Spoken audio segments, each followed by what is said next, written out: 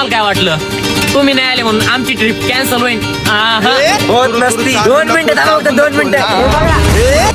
मंदी बोलू जरा था मग मग ये नग